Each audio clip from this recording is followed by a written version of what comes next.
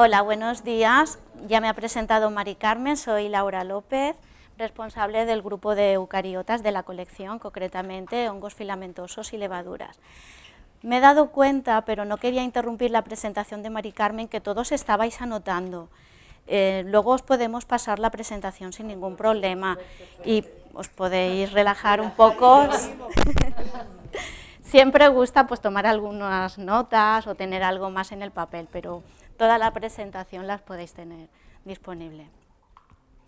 Bueno, pues como responsable de Eucariota os voy a hablar también de los métodos de conservación de hongos filamentosos, métodos de control de autenticidad e identificación, pero no voy a profundizar ya en los métodos de conservación en sí, porque ya lo hemos visto con Mari Carmen.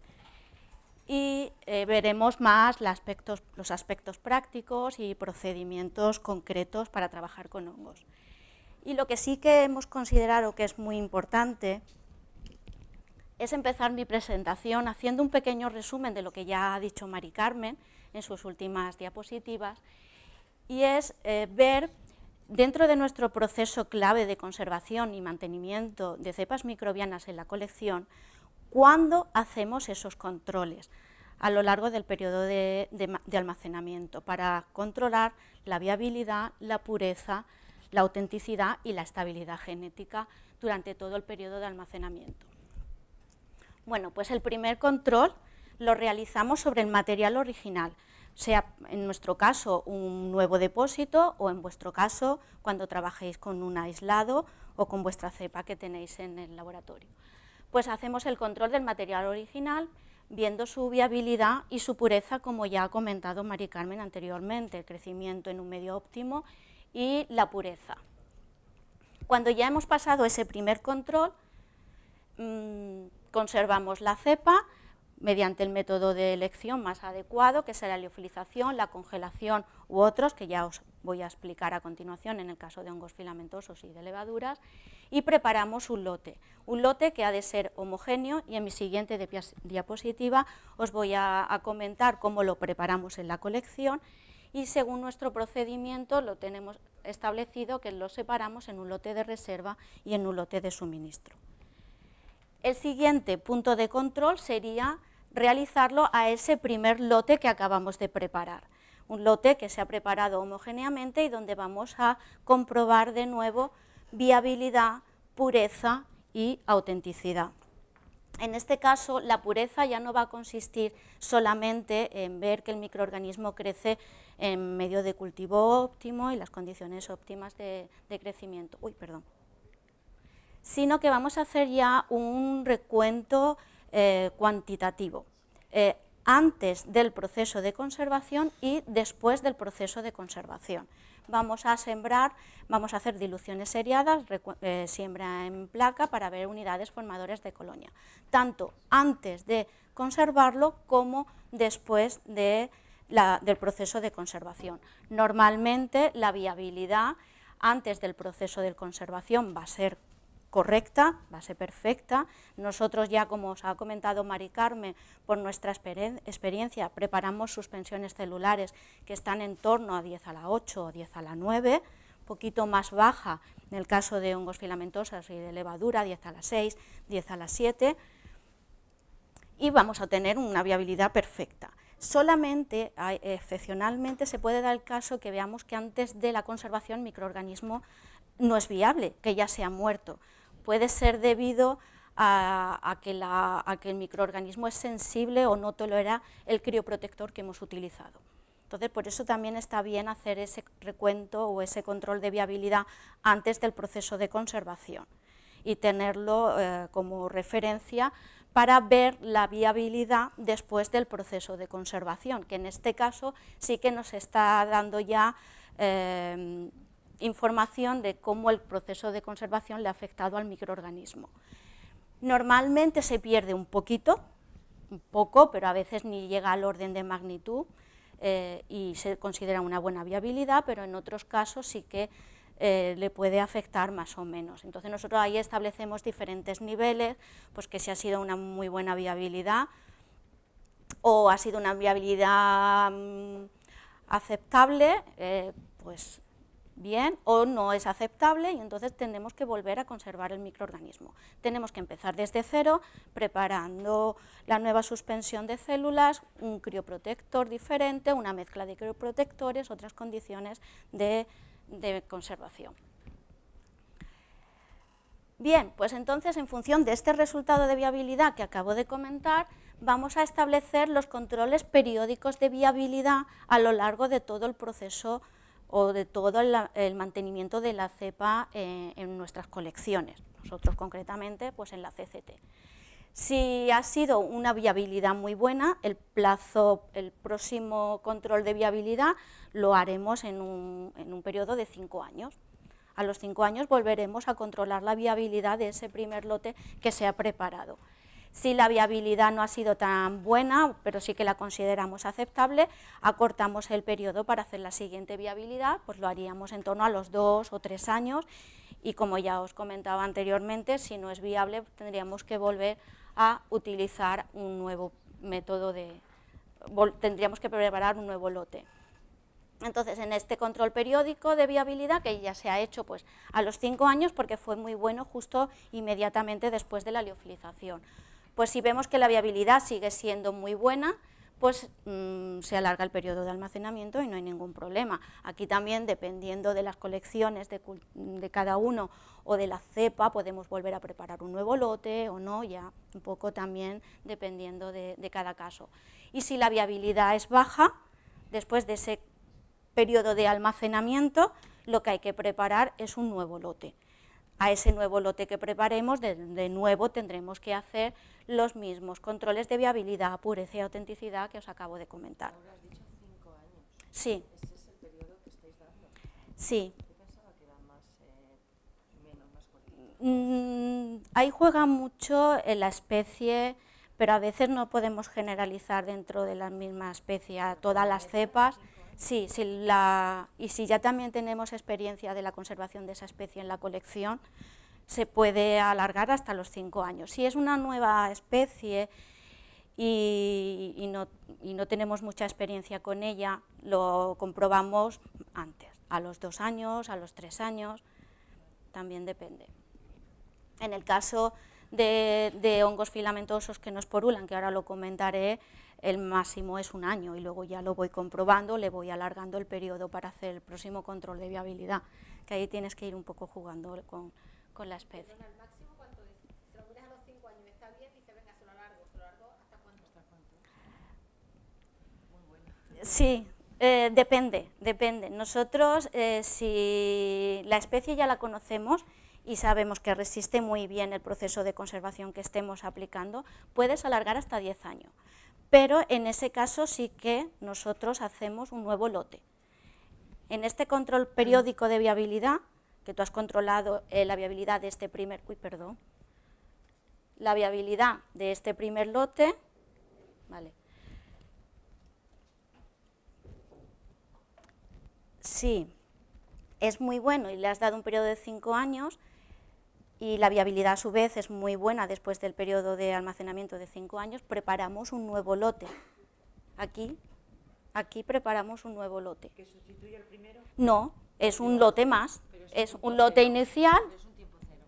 O sea, le das Claro, porque, exactamente, para que si tú a este lote inicial le das hasta 10 años y llega a los 10 años y resulta que se ha muerto a los 7, o no ha resistido la viabilidad hasta los 8, te quedas sin cepa. Ya tienes un nuevo lote en este punto que te cubre el nuevo periodo de viabilidad que tú ya has controlado que tu cepa es viable. Pero en el caso de que, vamos a ponernos en el caso de que la bacteria es bacteria y es muy viable y el primer análisis a los 5 años te da una viabilidad alta, ese lote otros 5 años, haces a los 5 años, claro. Otros 5 años y ya serían 10 años desde el lote inicial. Claro. Y esos casos se os dan, sí. Hay casos de buena viabilidad. Y yo concretamente en hongos filamentosos en géneros Penicillium, Aspergillus, Trichoderma, que resisten muy bien la liofilización y la congelación, le doy hasta 10 años. Y es que ya no lo compruebo, lo tengo conservado por liofilización, por congelación, ya he comprobado viabilidad 10 años atrás y no voy a comprobar otra vez a los 5 años, le doy otros 10 años. tienes que ir jugando un poco. Si haces un lote nuevo que le das tiempo cero, ¿para qué guardar los dos lotes? A ver, mi pregunta, estás duplicando un montón de cosas en la colección, ¿no? Pues tirar activos y de todas formas vas a hacer Ese uno por nuevo. si acaso. No, porque efectivamente nuestro objetivo es no perderlo, el microorganismo. Tú imagínate que en el siguiente control, aunque lo hayas querido hacer todo correctamente y cuidando todo el proceso, luego no es tan viable y pierdes viabilidad porque has tirado uno que te que lo tenías tan bien. Tanto no sé uno por tonto y otro por idiota, o sea, tienes que cortar en algún momento dado, que si no Sí, hay millones de bichos. exacto. Nosotros en la colección eso es algo que ocurre. Y tenemos un lote inicial, claro. No, y luego vosotros tendréis espacio, porque si no, a base de liófito, a base de cajita de congelación, te digo yo, la superficie que necesitas. Sí, es verdad. Sí. Por eso nosotros cuando nos cambiamos del edificio de investigación donde estaba ubicada anteriormente la colección, nos vinimos aquí, nos parecía que teníamos todo el espacio del mundo por delante y ya se nos ha quedado pequeño. Bueno, pues nada, también nosotros preparamos un nuevo lote cuando, como suministramos las cepas y se nos agotan los viales, pues preparamos un nuevo lote. Y este nuevo lote que preparamos, no lo preparamos a partir del lote de suministro o de los sucesivos lotes que se hayan podido producir de una cepa en concreto, sino que lo preparamos siempre del lote de reserva. Por eso nosotros en nuestro procedimiento de trabajo separamos este lote inicial homogéneo en un lote de reserva y un lote de suministro. Y ahora en la siguiente diapositiva os voy a comentar cómo preparamos los lotes en la colección. Ya más o menos lo ha comentado también Mari Carmen, y es partiendo de un cultivo en condiciones óptimas de crecimiento, hacemos la suspensión celular con el crioprotector adecuado, independientemente del método, bueno, adecuado para el método de conservación que vayáis a utilizar, y obtenemos una suspensión homogénea, que posteriormente nosotros vamos a repartir en ampollas de vidrio si lo que queremos es liofilizar, porque es nuestra presentación, o podrían ser los viales para crioconservación o la presentación que vosotros elijáis. Bueno, rellenamos las ampollas de vidrio con la suspensión homogénea y el último vial que utilizamos, que rellenamos, que a su vez lo etiquetamos de una forma diferente para saberlo al día siguiente, porque este se procesa igual que el resto de liófilos, se liofiliza y al día siguiente nosotros lo cogemos como vial para llevar a cabo los controles de viabilidad, de pureza y de autenticidad. En este liófilo, si la pureza es correcta, es buena, nos garantiza que el resto de liófilos están bien, de ampollas están bien, es un cultivo puro. No podemos coger al azar o el primero de ellos porque la pureza sí que se puede ver comprometida a lo largo del proceso de rellenar todos los tubitos, porque ahí sí que hay una cierta manipulación. Por eso siempre cogemos el último vial liofilizado o la última ampolla o criovial que hayamos rellenado y es el que utilizamos para comprobar viabilidad, pureza y autenticidad. Como os comentaba anteriormente, los viales, estos viales que todos proceden de una única suspensión homogénea, los separamos físicamente en las instalaciones actuales de la colección en viales de suministro y en viales de reserva. Cada uno está en unos armarios, viales de suministro por un sitio, viales de reserva por otro, y los tenemos aquí en la colección. Y aparte tenemos otros viales que lo llevamos al edificio de investigación, que era donde estaba ubicada la colección anteriormente. Y aquí también pues llevamos otros viales. Más o menos sí que es real el número de viales que os hemos presentado, porque son 3 solo los viales que llevamos a la reserva 2, porque efectivamente allí no disponemos de tanto espacio, solamente una cámara fría que nos cedió la universidad cuando le explicamos nuestra idiosincrasia, ¿no?, de la colección, y solamente son 3 viales. Tenemos 6 viales para reserva y 4 o 5 viales para suministro, de manera que cuando nosotros vamos suministrando los viales por la demanda de nuestros usuarios, que hay que preparar un nuevo lote, pues entonces partimos de un vial de reserva. Si esa cepa se demanda mucho, este lote de suministro que preparamos ya es mucho más grande, ya no son 4 viales, vamos a preparar pues 50, 100, las cepas top 10 que le decimos nosotros que se suministran mucho, que intervienen los controles de calidad, pues a lo mejor preparamos 100, para tener que recurrir en menor número de veces a subcultivar la cepa y con ello lo que sí que vamos a conseguir es mantener la estabilidad genética. Tenemos un lote de partida, un lote inicial y solamente a partir de ahí vamos a preparar los lotes de suministro. ¿Vale? Y luego pues es este esquema de trabajo que ya ha salido en la presentación de Mari Carmen. Para nosotros es muy importante que un cultivo o un cultivo inactivo, cuando está metabólicamente inactivo, porque lo hemos sometido a un proceso de conservación, la liofilización, la congelación, la misma suspensión en agua, también es algo que los ralentiza y que están inactivos, necesita una activación, es decir, un primer crecimiento en el medio de cultivo óptimo, general, recomendado para el crecimiento de ese microorganismo. Aquí este paso es lo que nosotros llamamos activación y que no se debe de considerar en ningún momento como un pase o subcultivo. Esto es muy importante para cuando los auditores pasan por el laboratorio y les dicen un número máximo de pase o subcultivo desde la cepa de referencia o desde el cultivo original. Pues este es solamente una activación.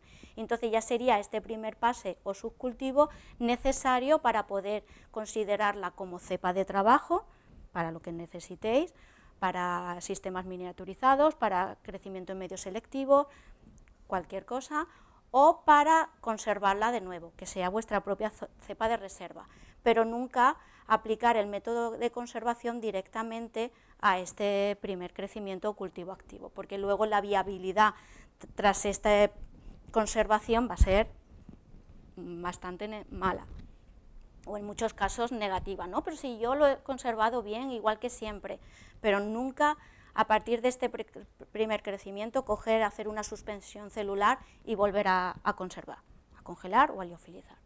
Y lo que aparece en rojito, que es muy importante, es lo que nosotros recomendamos y lo que hacemos siempre por defecto en la colección. Utilizar tanto el vial liofilizado como el congelado en su totalidad. No resuspendemos el liófilo, dejamos un poquito la ampolla y lo llevo a la nevera y lo recupero la semana que viene, no. O intento descongelar un poquito el criovial y cojo solamente de la superficie y con eso la cepa me crece, no, porque ahí el microorganismo no está totalmente recuperado y es necesario descongelarlo el vial entero, completamente. Si hace falta preparar un número mayor de viales, pues se prepara. Para cada vez que tengas que hacer vuestro ensayo, pues se coge un nuevo vial, se descongela y se utiliza en su totalidad y no se vuelve a congelar. Nunca. Y, bueno, recalcar y darle un poco de importancia a que es necesario hacer este primer pase o subcultivo antes de utilizarlo como cepa de trabajo. Bueno, pues esta era un poco la parte general que os quería comentar, que se aplica para todo tipo de microorganismo y es nuestro proceso clave para controlar la viabilidad, pureza y autenticidad a lo largo de todo el periodo de almacenamiento. Bueno, y ahora ya sí que vamos a entrar en ver los métodos de conservación para hongos filamentosos y levaduras, y como ya os decía al principio, no voy a profundizar en cada método porque ya lo sabéis, ya lo ha comentado Mari Carmen, y bueno, y lo voy a hacer de una forma muy práctica para que veáis cuáles son nuestros procedimientos en sí. Y en esta primera diapositiva lo que he querido es diferenciar entre aquellas especies que en condiciones in vitro sí que son capaces de producir esporas o alguna forma de resistencia, que es el grupo de los hongos esporulados, o los que no hay manera o que las producen muy difícilmente en condiciones de in vitro, en medios de cultivo de laboratorio, y que solamente se reproducen por micelio vegetativo. Entonces, para el primer caso, los métodos de elección serían la congelación y la liofilización, y para hongos no esporulados tenemos el primero de ellos la congelación, universal para prácticamente todos, y otros métodos alternativos como la suspensión en agua, la desecación o la resiembra periódica, que como ya ha dicho Mari Carmen, no es el método que recomendamos para asegurar la estabilidad genética principalmente. En la conservación por congelación, los factores principales implicados en este proceso para hongos es que deben de estar en la fase de crecimiento tardía o estacionaria, porque se ha visto que es las condiciones en las que están mejor preparados para soportar el proceso de congelación. El crioprotector es el glicerol también. La concentración de trabajo está en función de la temperatura que vayamos a utilizar para el almacenamiento, menos 80 o menos 196 grados centígrados, o una concentración un poquito al 30% si vamos a utilizar el congelador convencional de menos 20 grados centígrados. La velocidad de enfriamiento se recomienda lento, a disminuir 1 grado centígrado por minuto, que ya lo que ha comentado Mari Carmen. La temperatura de almacenamiento cuanto más baja mejor, y la descongelación rápida. Se recomienda que sea rápida, no dejar el criovial en la bancada y me voy y luego a la hora ya seguro que se ha descongelado. No, si es uno solo sí que podemos utilizar las manos y calentarlo y se descongela rápidamente. Si son varios hay que utilizar un baño de agua entre 35 y 37 grados centígrados. Y ahora ya es el procedimiento que utilizamos exactamente en la colección. En este caso sería para hongos esporulados, partimos de una suspensión de esporas, como os comentaba al principio, la concentración suele estar en orden de 10 a la 6, 10 a la 7, se puede hacer en solución salina o en agua destilada con TUIN 80. Los repartimos en nuestros crioviales, que ya los tenemos preparados.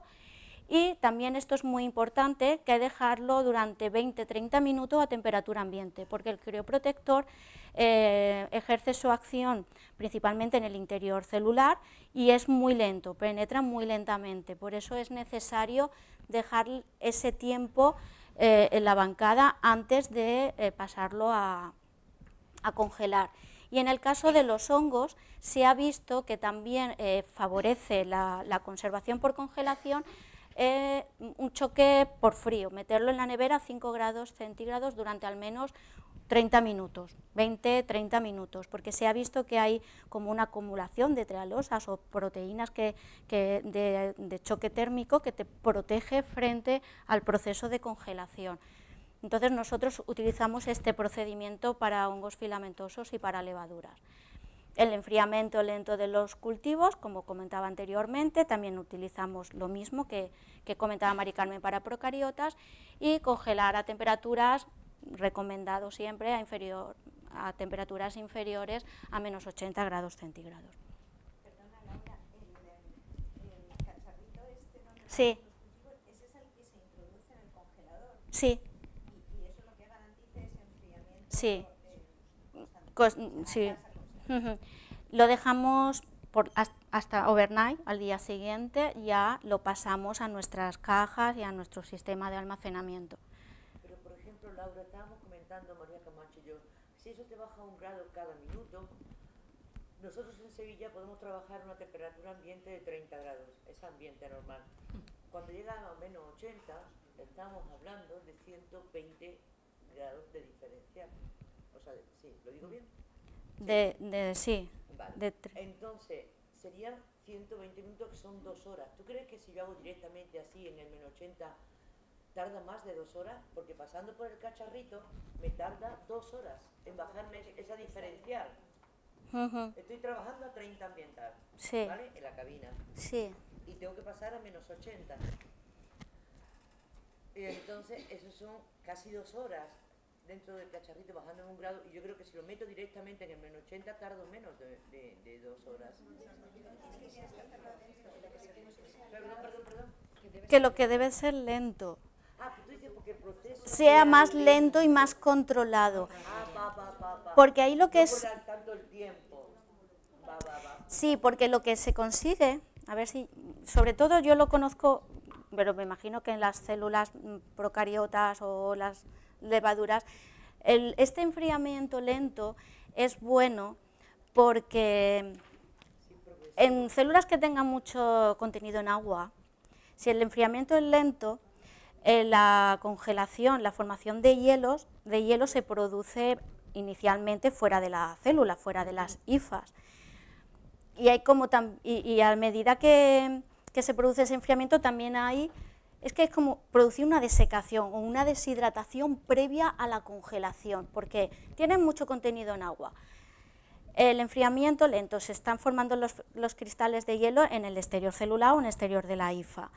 Eso hace que aumente la concentración del crioprotector que nosotros hemos utilizado, que está ahí presente, pero al retener el agua aumenta su concentración. Y por diferencia de presión osmótica se produce la salida de agua del interior de la célula. Y hay una previa deshidratación antes de la congelación. No sé si me he explicado bien. Y eso se ha visto que favorece luego el proceso de congelación, que desde luego, y le va a dar tiempo al crioprotector a penetrar en el interior, porque como os comentaba, el glicerol es muy bueno para una conservación, para todos los tipos de microorganismos, porque el DMSO es más tóxico, pero penetra lentamente, y eso es un inconveniente del glicerol, que hay que darle tiempo, por eso hay que dejarlo un poco en la bancada 20-30 minutos para que vaya entrando, y luego ya cuando lo llevas a congelar, si también favoreces la penetración del glicerol durante ese enfriamiento lento, pues todo es el equilibrio entre enfriamiento lento, formación de cristales de hielo, y todo favorece a que luego la conservación sea. ¿No? Algo así, lo he dicho bien. No, está bien, lo único que quería decir una cosa. Me imagino que está patentado y no te explican cuál es la forma de trabajo, pero el arito es el color negro, es lo que ellos llaman core, y ese core te dice en las instrucciones del producto que tiene que estar, que garantiza que la bajada de temperatura dentro del recipiente sea homogénea. Y eso te asegura, porque si tú pones una caja en un congelador, no es lo mismo ponerlo en la parte alta que en la baja, al fondo que a la parte de la puerta, contra la pared completa que con 4 tubos. ¿Vale? Entonces te asegura, por lo que dice las instrucciones, que eso garantiza una bajada de temperatura homogénea en todo lo que hay dentro del recipiente, y de hecho te dicen, aunque tú solo guardes un criovial, el resto de huecos tienes que rellenarlo con crioviales llenos con agua, es decir, todo tiene que tener el mismo volumen dentro de la caja para garantizar que la bajada de temperatura de hecho es -1 grado por minuto. Y entiendo que eso lo metes en los 80, ¿no? Sí. Sí, y la verdad es que funciona, o sea, hemos visto que se favorece la viabilidad, no es por hacerles propaganda, probablemente habrá de otras marcas, pero esa es la que estamos usando y nos está bien. No, bueno, no mucho, pero no sé, no. Luego te lo podemos decir. Era un trabajo extra, porque habéis dicho que luego hay que sacarlo y volver a meterlo. Es que yo creo que igual para microorganismos más sensibles, pero para los que tienen una viabilidad alta es un trabajo extra que igual con las cajas no vale, ¿no? Es que me parece ya... Es que ya veo los cacharritos, ya veo menos intenta buscando la cepa. Yo veo más tío que tengas que rellenarlo entero. A mí rellenarlo entero. Yo creo que si tienes un... Sí, lo que pasa es que nunca preparas un único vial, ¿no? Nosotros preparamos 5, mínimo por cepa, depende. Una buena recomendación para bichos sensibles. Sí, bueno, son recomendaciones y procedimiento de trabajo de la colección. Que lo tengáis, que sepáis que esa es para nuestro modo de ver la forma más correcta. Sí, no hay ningún problema. Bueno, son muy bonitos. Y de colores variados. Les va a gustar. El procedimiento para hongos no esporulados, lo que hacemos es tener el crecimiento del hongo en placa y cortamos trocitos de agar con el crecimiento del hongo. Y esos trocitos de agar los introducimos en los viales que ya están preparados con la concentración adecuada de glicerol. Y lo mismo. ¿No controlas la concentración de hongo que pones? No, ahí solamente es más un recuento cualitativo. Pero solo micelio. Es trocitos de agar con el micelio, y es mejor cortar el agar con el micelio que arrancar el micelio directamente. Sí, y ahí solamente luego hacemos un control más cualitativo, que lo puedes hacer semi-cuantitativo, porque si metemos 5 trocitos por criovial, luego decimos han crecido 5 de 5, 4 de 5, 3 de 5. Por falta de experiencia, pero ¿cómo sabes que el micelio está en fase tardía de crecimiento o fase estacionaria? Porque el micelio no lleva la curva de crecimiento No. de una bacteria. es más que veas Esa es mi gran duda con los MOS, no es por un lado. entre una semana, 2 semanas. Ah, vale. ¿Cómo consigue en el primer recuadro cultivo en fase tardía de crecimiento, principio estacionaria, si no lleva la curva de crecimiento típica de una bacteria? ¿Cómo estandarizamos el momento? Porque habéis comentado que es muy importante saber que... Ah, vale. Sí, que habéis comentado antes que es muy importante que lo que vayamos a conservar esté en la fase de crecimiento más favorable para que la viabilidad sea la más alta posible. Mi duda es, como no es por ulados, ¿cómo controlamos el momento perfecto para que esa viabilidad sea la óptima? Y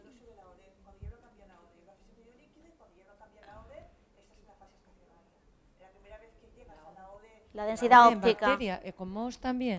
Sí, nosotros normalmente también, pero más, yo sobre todo es observación al microscopio, que la hifa, las estructuras vegetativas estén refringentes y no veas que ya es viejo, porque ya pasa, cuando ya pasa de la fase, bueno, sí, queda muy mal, ya cuando pasa de esta fase ya sí que ves que el cultivo ya está deteriorado y no lo puedes conservar en esas condiciones. Pero normalmente 1 o 2 semanas está muy bien. Si ya has visto que crece en toda la placa, que tienes un crecimiento aceptable, en 1 semana, 7 días. Si ves que, dependiendo también de la velocidad de crecimiento del hongo, porque hay algunos que son muy lentos y tienes que alargar el plazo hasta 1 mes. Entonces, luego lo que sí que te ayuda mucho es observar al microscopio y ver que las estructuras y las hifas están refringentes y no están ya viejas. Una pregunta. Toma. Creo que no me hace falta. Por si acaso, ¿los micelios de setas de interés culinario se podrían conservar también así? ¿O se conservan así, o lo sabes o no? No lo sé No muy lo sabes. bien. Pues, Bueno, el agaricus... Hemos sido, por ejemplo, amanita cesárea. Uh-huh. Nada más. Es que no, ¿verdad? Porque hacíamos Sí. era en placa y refrescarlo cada 3 meses. Perdona. En placa y resiembra cada 3 meses. ¿Y en tacos? Taco de la seta en sí. Como dice Laura, que guarda sus míos por un lado. Recortas los taquitos, los pones en con agua, 18 o 15 grados, y al cabo del tiempo los sacas. Eso lo hacía Carmen Santa María, que ya se jubiló, y yo sé que ella estuvo intentando 1000 maneras y al final en placas y de uno a otro. Y eso cada 3 meses, algo así. Y yo sí recuerdo, de la seta en sí no lo sé, del micelio desde luego que sí que estuvo en agua, congelando, poniendo, quitando, y no había manera que aquello creciera otra vez. El taquito en sí de la seta, no sé si lo hizo. Bueno, pues habría que... Tenía la seta, ¿no? Muchísimo. Ahora lo comentaré. Es que yo creo que igual no tenía la seta, porque lo que sí hicimos fue aislamiento de distintas cepas y teníamos distinto. Entonces ya tener la seta original de cada uno de ellos, yo creo que igual el micelio, No sé yo eso. Bueno. La siguiente diapositiva es para que veáis rápidamente un procedimiento que se utiliza para hongos muy delicados, y concretamente también para ectomicorrizas, que es crecer el hongo directamente en el vial, para que no sufran ningún daño la hifa. Cuando hacemos un corte con el bisturí o con un sacabocado, pues está rompiendo la hifa y ahí hay salida del contenido citoplasmático o la propagación de la formación de hielo hacia el interior. Entonces lo suyo y lo que recomiendan es crecer el hongo directamente en el criovial, dejarlo, fijaos, tiempo, porque bueno, también son hongos de crecimiento muy lento, recomiendan de 7 a 9 semanas a su temperatura óptima de crecimiento, luego se cubre con el glicerol al 10% durante 1 o 2 horas, se lleva a nevera durante menos 30 minutos, luego la congelación programada y luego finalmente se recomienda la congelación en nitrógeno líquido. Son métodos para microorganismos mucho más sensibles. En la conservación por liofilización, pues el inconveniente de este método es que está limitado solo para hongos filamentosos que tienen capacidad de esporular, que forman esporas, porque el micelio vegetativo no resiste la liofilización. Por eso, recuerda el esquema que presentaba en la primera diapositiva, hongos no esporulados, la liofilización no estaba. Partimos de un cultivo esporulado, el crioprotector por excelencia es la leche descremada estéril, la leche al 10%, y aquí hacemos una pequeña diferencia en la velocidad de enfriamiento previo que hay en el proceso de la liofilización, y es para hongos de esporas grandes, pues tipo alternaria, Coletotrichum, Fusarium alternaria, Coletotrichum, no sé, otros géneros, que recomendamos una congelación a -80 durante 2 horas. Y si los hongos y levaduras los hongos son de esporas pequeñas y también lo utilizamos para la levadura, utilizamos una congelación rápida por inmersión en nitrógeno líquido. También en bacterias se hace también esta distinción, también dependiendo de la especie o de las cepas en concreto, ¿no? ¿O no utilizáis para nada? Vale, pues en hongos sí lo hacemos. Esto ya lo ha comentado Mari Carmen, que ya lo hemos mirado, luego el almacenamiento, el lugar seco, y ya pasamos a lo que es la conservación en agua, que es un método alternativo que nosotros lo utilizamos mucho en la colección para hongos no esporulados. Utilizamos la congelación y la suspensión en agua. En este caso el metabolismo baja porque hay privación de nutrientes, es agua destilada estéril y ya está, y también por el almacenamiento a bajas temperaturas, pero no hay una inactivación total. Al haber agua siempre hay reacciones metabólicas y actividad enzimática, y se dice en este caso que las células están en reposo. Es un método, yo estoy encantada con él, porque es muy fácil, es muy simple, es económico, sorprende por su sencillez, pero a nosotros nos está dando muy buenos resultados con hongos pertenecientes a la división Basidiomycota y a los de la división Omycota, Pythium, Phytophthora, que tenemos conservados microorganismos pues desde el año 91. Perdona, ¿es agua destilada? Agua destilada. ¿Y no hay problemas de diferenciación? Sí, si no tiene un requerimiento salino específico, que es la siguiente. Bueno, este es el procedimiento, que sería lo mismo. Ahora vuelvo. Sí, aquí sí que os presentaba que podéis hacer algunas variantes de solamente el agua destilada si el microorganismo tiene requerimientos de sales, pero si no, nada. Y si en este caso utilizamos soluciones salinas o agua de mar envejecida, filtrada, estéril al 50%, que lo hemos hecho. Sí, un mes, ¿no? 15 días, un mes. Sí. Bueno, que para hongos esporulados también se puede utilizar, aunque no es el método más recomendable, por lo que decíamos antes, porque no está metabólicamente inactivo. Pero bueno, pues se le adiciona también Twin 80 al 0,1%, densidad baja de células y ya está, el almacenamiento en oscuridad a una temperatura controlada. Y aquí el procedimiento lo tenéis escrito y sería el mismo que la congelación para hongos no esporulados, cortando trocitos de agar con el crecimiento del hongo. La conservación por desecación también es un método bueno porque sí que hay una parada metabólica por la eliminación del agua, también se retira todo el agua y el metabolismo cesa, se inactiva. Lo que pasa que en este caso pues no se ha usado mucho, no está muy contrastada la viabilidad o la aplicabilidad que pueda tener, tiene más riesgos de contaminación, hay que ser muy cuidadoso en que no se formen películas y para que dificulte la desecación. Y se puede conseguir por diferentes métodos, utilizando sílica gel, tierra, el papel o las tiras de celulosa, que sabéis que eso se ha utilizado desde toda la vida, ¿no? De secar los microorganismos en papel de celulosa y se enviaba incluso, y por carta. Exacto. Luego leche descremada, que es el caso que os ha comentado Mari Carmen para el L-Drying, para bacterias más delicadas.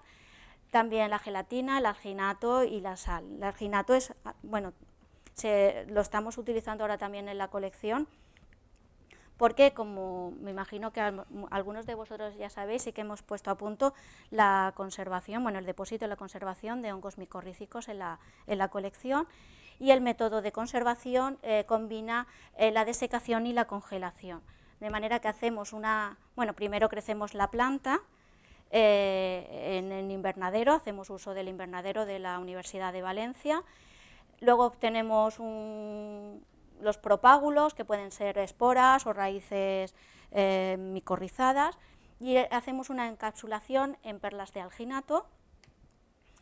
Posteriormente, estas perlas de alginato se incuban durante toda la noche en trealosa a 0,5 molar, que eso es ya el proceso de desecación con trealosa. Se secan las perlas durante 48 horas a 27 grados centígrados y finalmente se congela en nitrógeno líquido.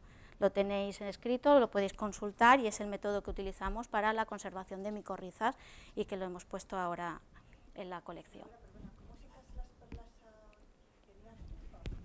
Una placa vacía con las bolitas. Exacto, y la estufa. Se queda muy así, muy chuchurrías, muy pequeñas, muy mal. Sí, es verdad. Claro, es que pierdes todo el agua. Sí. Bueno, creo que me estoy extendiendo, son 1:30, tenía que haber terminado y cuarto, lo siento. Bueno, los métodos de control de eucariotas, un poco la diferencia entre lo que es la autenticidad, porque contamos con la ventaja de conocer el nombre de la especie del microorganismo, entonces lo único que queremos es confirmar que realmente tenemos lo que es, ¿no? Y utilizando algunos de los métodos que tengamos a nuestro alcance sería suficiente para llevar a cabo ese control de autenticidad. En cambio, en la identificación no sabemos qué microorganismo tenemos y es necesario el estudio de al menos 2 de los métodos que pongo en la diapositiva o de todos ellos, ¿no? Que se complementan entre sí y que tenemos cuanta más información mejor para llegar al nombre de especie correcto. De forma así muy resumida, nosotros hacemos el estudio por métodos morfológicos, tanto a nivel macroscópico, observando el crecimiento en diferentes medios de cultivo a diferentes temperaturas, y luego ya vemos el diámetro colonia, todo lo que aparece aquí. A nivel microscópico, que es la parte que aporta mayor información cuando queremos ver la autenticidad o estamos identificando un nuevo aislado, porque tiene mucho mayor valor a la hora de... ¿Cómo voy? Hacia acá. Y métodos fisiológicos y bioquímicos, pues una relación de todos los que podemos utilizar. Actualmente utilizamos mucho en la colección la composición relativa de proteínas, el MALDI, también tenemos el MIDI para ver ácidos grasos, pero el inconveniente de estas bases de datos es que están muy enfocadas a la parte clínica y no contienen todas las especies que están descritas, entonces ahí hay una limitación que no sabes si el resultado que vas a obtener es bueno o no. Y los métodos moleculares. Los que se utilizan más habitualmente es la secuenciación y análisis del DNA ribosómico, concretamente la región ITS, que alberga los dos espacios intergénicos ITS1 y ITS2, amplificamos todo esto y luego llevamos a secuenciar y analizar, o dentro del gen 28S de la subunidad grande, se ha visto que aporta también bastante información, solo las subunidades D1 y D2, que puede ser un fragmento de aproximadamente 900 pares de base, pero que presenta bastante polimorfismo o variabilidad que permite diferenciar a nivel de especie. Son las secuencias más representadas en las bases de datos, de hecho las secuencias que representan la región ITS están consideradas como secuencias de referencia o el barcode, y la secuencia de 1 y de 2 del gen 28S. Cuando estas secuencias de los DNA ribosómicos no son suficientes para diferenciar entre especies que están muy relacionadas, muy estrechamente relacionadas, pues tenemos que recurrir a la secuenciación de otros genes housekeeping, pues, que intervienen en el metabolismo celular, como que son la beta-tubulina, el factor de elongación, la segunda subunidad mayor de la RNA polimerasa, esta lactina, la calmodulina, hay muchísimos. Y luego pues el análisis de esta secuencia en las bases de datos públicos. Yo os recomiendo el NCBI y cuando trabajéis con la secuencia, con la región ITS, el subconjunto de secuencias de referencia. Luego la base de datos del Mycoban, por supuesto que os la recomiendo. Dentro de ella hay otras subbases de datos, por ejemplo para Fusarium, esta Cuban que es para hongos fitopatógenos, hay otras para Fusarium, para Trichoderma, que es esta, otra más específica para hongos también fitopatógenos. Y fijaos un ejemplo, la base de datos Cuban te dice el esquema de trabajo y te dice que amplificas primero la región ITS y para qué especie es suficiente para llegarlas a identificar a nivel de especie, pero para otras especies ya te dicen que requiere utilizar otros genes como la actina, la camudulina, la tubulina, el factor de elongación, porque si no, no las podrías diferenciar. Incluso ahí ya te dan una idea de lo que necesitas. Aquí era un ejemplo práctico de la colección, porque con un porcentaje muy elevado te dan 3 especies diferentes. Según el punto de corte para la región ITS, las 3 especies podrían ser. Entonces, si no tienes más datos, porque últimamente solamente se secuencia, sí, se está secuenciando, todo el mundo está secuenciando la región ITS, pero no tiene el poder de resolución suficiente para diferenciar especies que estén muy próximas entre sí. Entonces, estas 3 especies están por encima del punto de corte del 99,6% y podrían ser, si vosotros estáis en una identificación. Para ello es necesario la secuenciación de otros genes, en este caso en la beta-tubulina, que fijaos que sí os resuelve ya a nivel de especie, un 99% con la especie Citrion nigreum y un 97 y un 96 con las otras especies que con la región ITS no se podía diferenciar. Y aparte de esto, pues si se complementa con un estudio a nivel morfológico, pues la identificación está asegurada.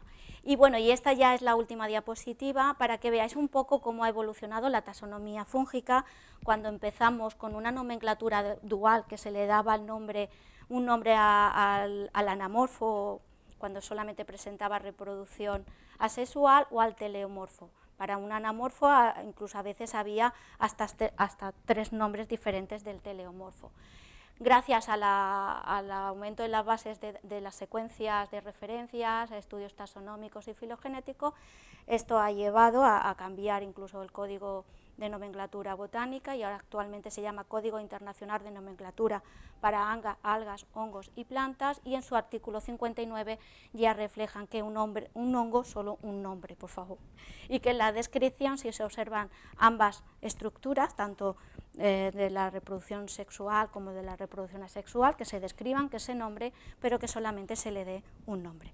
Y esto pues está dando lugar a muchas reevaluaciones taxonómicas, cuando antes solamente había una especie, ahora es un complejo y se han dividido en 14 o 15 especies diferentes. Entonces eso está dando lugar pues a toda esta reevaluación, descripción de nuevas especies y aumento en el número de sinonimias. Que ahí hay muchísimo trabajo por hacer. Y ya está, muchísimas gracias por vuestra atención.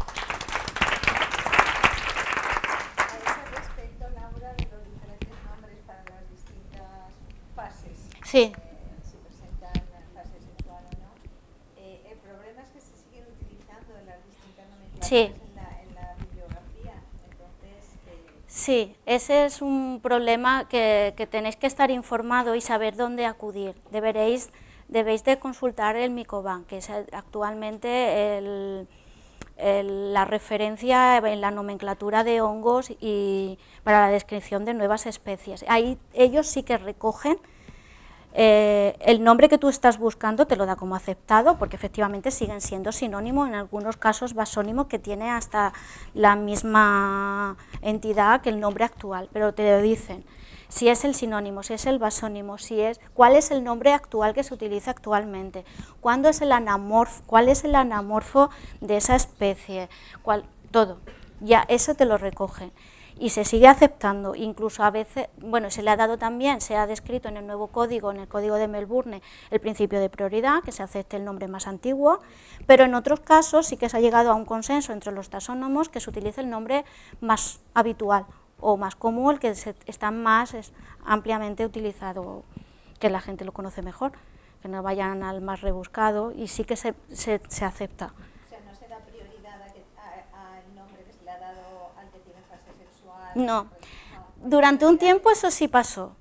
Y nosotros en las colecciones, la designación que poníamos era del anamorfo. Luego dijeron, pues ahora le vamos a dar prioridad al teleomorfo. Cuando ya se ha descubierto la forma perfecta, el teleomorfo, se le da prioridad al teleomorfo y cambiamos nombre. Y ahora, pues no hay prioridad. Ahora las nuevas descripciones, los que sí que tiene que es solamente un nombre, que se describan todas las estructuras que se observen y que cada uno utilice el que quiera. Y ya está, y es que es así. Pero bueno, yo más o menos intento actualizar la base de datos nuestro, consultando con Mycoban, pongo en la misma ficha de la cepa si conocemos el anamorfo, si el telemorfo, para que toda esa información la tengáis vosotros más disponible, de una forma más rápida y visual. Pues ya está. Segunda parte, bueno, ahora la parte ya de la web, de la aplicación. Si tenéis alguna pregunta más, alguna duda. Y luego, bueno, en cualquier momento siempre nos podéis consultar.